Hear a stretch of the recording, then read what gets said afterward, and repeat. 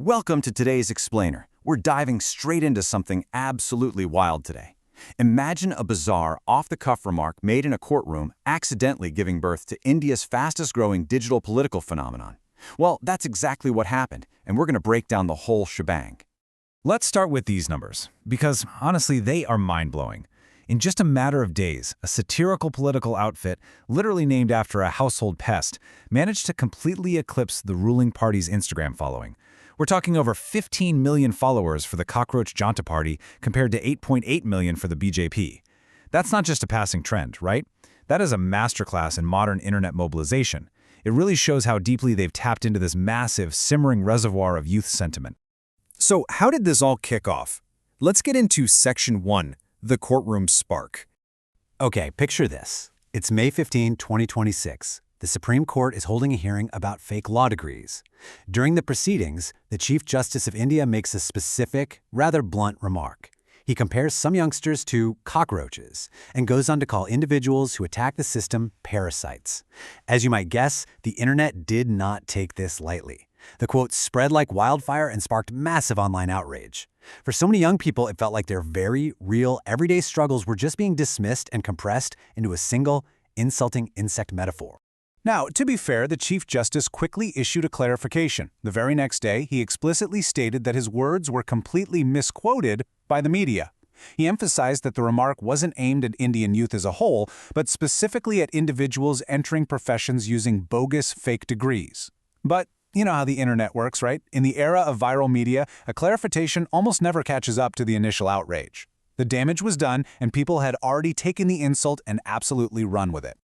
Which brings us to Section 2, a satirical swarm emerges. What's truly fascinating here is the sheer speed of the digital organization. Within 24 hours, literally one day, a 30-year-old public relations graduate from Boston University named Abhijit Dibke launched the Cockroach Janta Party. He embraced the insult as a total badge of honor, proudly styling the movement as the voice of the lazy and unemployed. He just put the question out there online, what if all the cockroaches come together? And boom, thousands of people instantly answered the call. Think about this timeline as a perfect snapshot of how fast politics moves in the digital age. Listen to this. The initial courtroom remark happens on May 15th. The mock party is founded on the 16th. By the 20th, they've completely surpassed the ruling party's follower count on Instagram. Then, on May 21st, their X account gets blocked in India, only for them to launch a brand new comeback handle just hours later to taunt their critics. I mean, they managed to compress the entire life cycle of a massive political protest movement into less than a single week. But hey, this is way more than just a meme. Let's look at Section 3, the 5-point agenda. A really crucial point in their manifesto is this very specific demand for a 55% reservation for women in parliament and state assemblies. Why 55%? Well, they're directly and quite cleverly mocking the current 33% quota. They're making the argument that 33% should be the absolute floor, not the ceiling, if we want to talk about true equal representation. And the rest of their demands follow the same brilliant formula. They want to ban retiring chief justices from getting post-retirement Rajya Sabha seats to ensure true judicial independence. They're demanding the chief election commissioner be arrested under strict anti-terror laws if any legitimate votes are deleted. They also want strict time-bound action on the election commission, massive political literacy drives for the youth, and a 20-year ban for any politician who defects to another party. It's this wild mix, right? They blend completely absurdist, exaggerated punishments with very real, heavily debated demands about how the country is actually governed. Now, because a political vacuum never lasts long in India, let's move to Section 4. Enter the parasitic front.